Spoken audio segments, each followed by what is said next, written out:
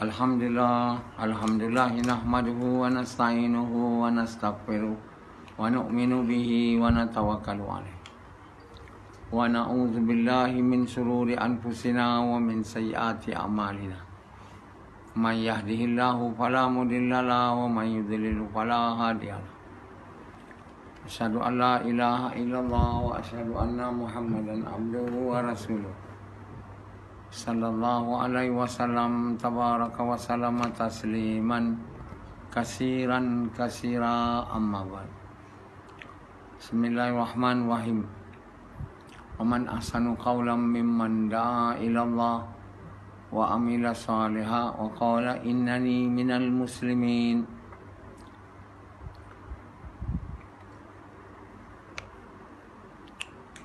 Tuan-tuan, bapa-bapa sekalian dan ibu-ibu sekalian, Allah Subhanahu Wa Taala, Dia bagi sakit dan Dia bagi sihat. Tak ada boleh bagi sakit, tak ada yang boleh bagi sihat melainkan Allah. Bagi orang yang berdosa, sakit untuk ampun dosa dia. Bagi orang yang tinggi kedudukannya di sisi Allah, dosa pun tak ada. Sakit untuk menaikkan derajat dia. Jadi Allah Subhanahu Wa Taala bagi kita sakit supaya kita ingat Allah. Manusia ni susah nak ingat Allah. Tapi bila dia diberi susah, macam sakit, dia mula ingat Allah. Dan dia mula merayu lah supaya Allah bagi sihat kat dia. Dia pun ingat Allah, berdoa. Ya. Jadi Allah tak nak suruh sakit lah. Berdoa, suruh sembuh. Allah tak nak sakit je. Semua orang sakit tu semua berdoa. Tak ada tak berdoa. Tapi Allah tak kabul lah. Sakit je. Kencing manis, darah tinggi. Jadi saya semalam Allah bagi saya sakit. Makanan kurang baik diberi pada saya. Ada racun dalam makanan. Sakit betul. So saya minta ke Allah supaya sembuhkan saya. Jadi Allah kabul. Terus saya boleh muntah.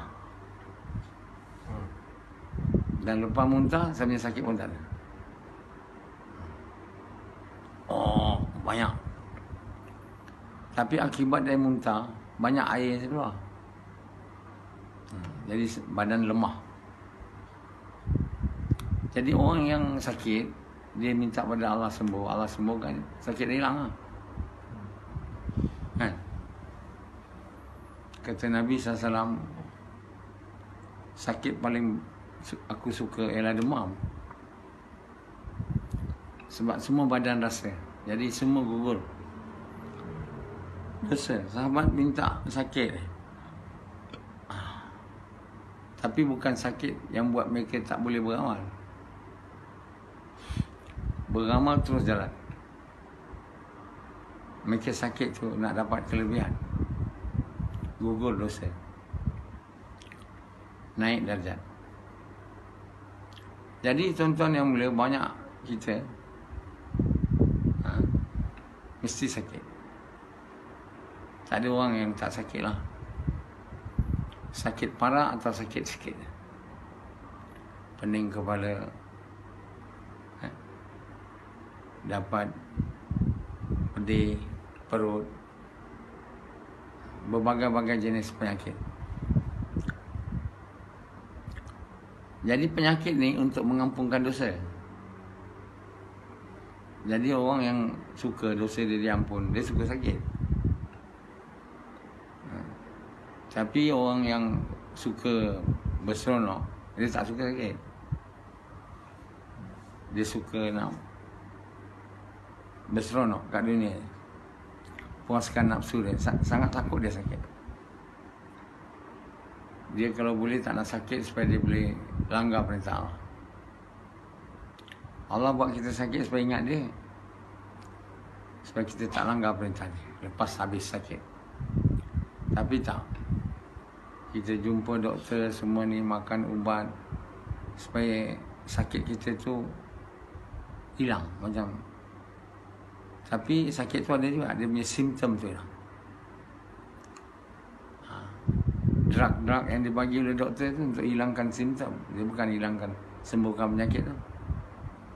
So kita kelihatan macam tak sakit lah, makan dadah lah,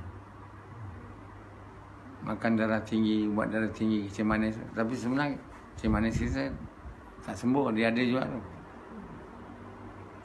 Jadi kerana makan dadah je, kencing manis terus tambah, dia punya dos pun makin nak tambah.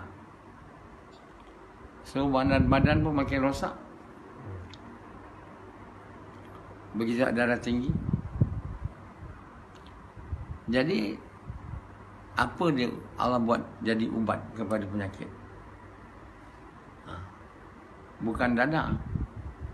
Allah bagi ubat untuk penyakit, makanan yang baik dan fikiran yang sihatlah. Yakin yang betul, fikiran yang positif dan makanan yang baik. Ini orang sihat lah. Orang yang yakin betul, fikiran positif, dia tenang. Pagi makan benda baik. Itulah cara nak sihat. Tapi manusia tak mau. Jadi mereka langgar perintah Allah, tak boleh jadi sihat. Sebab bila langgar perintah Allah, yakin jadi salah, fikiran jadi salah, jadi negatif mindset, incorrect belief. Jadi apa jadi? Risau. Makan pula yang tak bagus, isap ukur. Risau ukur. Nyanyi nak hilangkan risau. Disko, itu semua tak hilangkan risau sebenarnya. Jadi orang ni makin tua makin sakit lah.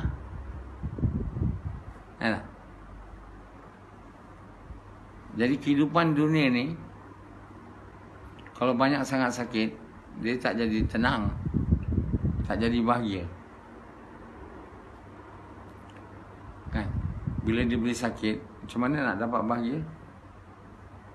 Badan lemah je, apa pun tak dapat buat.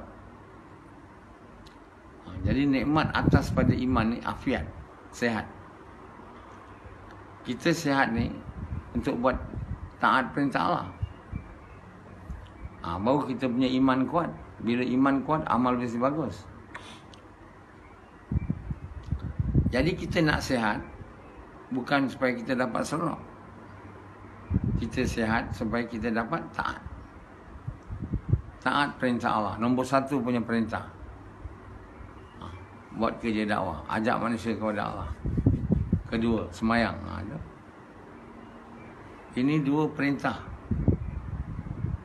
sangat besar. Buat kerja dakwah, ajak manusia kepada Allah, atau ajak manusia kepada kebaikan, mencegah kemungkaran dengan korban harta diri dan semayang. Jadi iman ni Allah bagi tahu, orang yang beriman kepada gaib, orang takwa ni, orang yang semayang dan mengorbankan sebagian hartanya di jalan Allah. Jalan Allah pun untuk buat kerja, mengajak manusia kepada Allah. Jadi ini 2 amalan untuk dapat jadi takwa. Kan? Buat kerja dakwah, korban harta diri dan semayang. Jadi ini kerja dakwah tak dibuat, tak nak buat. Jadi mana nak dapat takwa? Takwa iman bil ghaib. Maknanya iman kepada Allah. Jadi bila takwa tak ada, kita terhindarlah dari keberkatan wahyu. kita tak dapat diberi faham oleh Allah akan Quran. Jadi bila kita tak faham Quran, salah faham, jadi kita pun asyik menganggap diri kita betul, orang salah, orang ni betul, ni salah. Jadi kita akan bertengkar, caci mencaci, dan kita tidak akan bersatu. Dan bila kita tak bersatu, pandangan Allah tak pada kita. Ya. Orang Islam tak ada bersatu. Mana nak bersatu? Kita tak boleh bersatu sebab iman tak ada. Kan? Macam orang diberi harta rampasan. Kalau dia iman tak ada, dia tak mahu diberi oleh Nabi sikit ke apa. Mesti dia tak puas hati. Jadi mula gaduh. Kan? Orang yang terima aja apa Nabi bagi, orang tu orang beriman, beramal soleh. Orang beriman soleh ni apa bagi pun dia terima. Tak ada dia komplain. Jadi bila tak ada komplain, terima aja. Orang Islam bersatu hati ya. Kalau orang Islam nak bersatu hati, dia kena jadi orang beriman, beramal soleh. Beriman, beramal soleh, dia kena buat kerja dakwah dengan korban harta diri dan sembahyang. Ini mula-mula lagi surah Baqarah. Kan? Jadi dia orang tak faham surah tu, awal surah tu. Dalam khutbah Jumaat mesti cakap bertakwalah. Kenapa jadi rukun? Dalam khutbah Jumaat bertakwalah. Sebab dia benda penting. Kalau tak ada takwa, Quran tak ada faedah. Bila Quran tak dapat faedah, kita mana boleh amal agama? Kan? Kita tak faham Quran, tak faham apa Allah mahu. Kita tidak berbuat seperti mana Allah mahu, macam mana boleh jadi kekasih Allah? Kita tak ada takut dengan Allah, kita tak jadi orang takwa. Sebab itulah masalahnya dalam khutbah Jumaat tu dah bagi tahu dah. Ittaqullah semua. Tapi yang bercakap ittaqullah tu dia pun tak tahu juga macam mana nak dapat takwa. Kan? Nak dapat takwa ni kena buat kerja dakwah, mengajak manusia kepada Allah dengan korban harta diri tau. Mengajak kepada kebaikan, mencegah kemungkaran dan sembahyang. Jadi orang takwa, orang beriman kepada gaib, yang mendirikan sembahyang, yang mengorbankan harta yang kami bagi pada dia sebagian di jalan Allah sih. Kenapa disebut harta jalan Allah? Sebab supaya cinta dunia keluar, Allah masuk. Bila Allah masuk dan sembahyang, boleh takwa. Ini Allah tak masuk. Korban harta tak nak. Buat kerja dakwah dengan korban harta diri tak mahu. Tak boleh jadilah. Kena buat kerja dakwah dengan korban harta diri. Masa. Manusia ni dia tak mau bagi masa untuk buat kerja dakwah sebab dia nak buat kerja dunia. Dia tak nak bagi masa 4 bulan, 40 hari kerja tempatan. Sebab nak guna masa untuk cari dunia. Lepas tu nak korban pula dunia untuk agama, tak nak. Untuk dia. Sebab tu tak boleh jadi takwa. Kalau tak buat kerja dakwah. Kalau tak buat kerja ta'mur bil ma'ruf wa nahy 'anil munkar, tak boleh takwa. Jadi orang Islam semua kena faham. Pertama, selepas saya mengucap, saya kena jadi orang takwa. Untuk saya jadi orang takwa, semua dalam Quran begitu. Saya kena buat kerja watawasau bil haq, watawasau bis sabr. Saya kena bercakap percakapan yang baik. Waman ahsanu qawlan mimman da'a ilallah. Kan? Jadi inilah perkara yang besar yang tak dibuat. Selama ni tak pernah faham banyak ustaz-ustaz tak faham. Bila mereka tak faham, mereka tak bagi tahu lah macam mana nak dapat takwa. Selain bagi tahu ittaqullah, itu je. Bertakwalah kamu dengan sebenar-benar takwa beribu-ribu tahun. Kenapa Allah tak bagi faham? Sebab hati gelap. Cinta dunia ni tak boleh faham Quran. Kita kalau hati tu gelap, kita tak boleh, walaupun Quran tu cahaya, tapi hati kita gelap, kita tak faham. Macam siang ni tak ada cahaya, mata kita buta, tak nampak. Orang lain nampak, kita pun tak nampak. Matahari keluar, terang kan. Orang mata tak buta nampak semua. Yang buta mana nampak, walaupun cahaya. Jadi orang buta mata hati, dia walaupun Quran tu dia baca, cahaya, dia tak boleh faham. Jadi sebab kita rosak, sebab Allah tak bagi kita faham Quran. Jadi bila Allah tak bagi kita faham Quran, kita tak tahu apa Allah mahu, kita tak amal seperti mana Allah mahu, mana nak jadi orang takwa. Jadi berputar-putar kat situ je. Orang Islam hanya baca Quran, hafal Quran. Dia hafal Quran tak ada disuruh dalam Quran. Baca dia. Dan orang paling baik di kalangan kamu yang baca Quran dan mengajar dia. Mengajar Quran bukan mengajar huruf dia. Mengajar apa Allah mahu dalam Quran. Itu yang penting.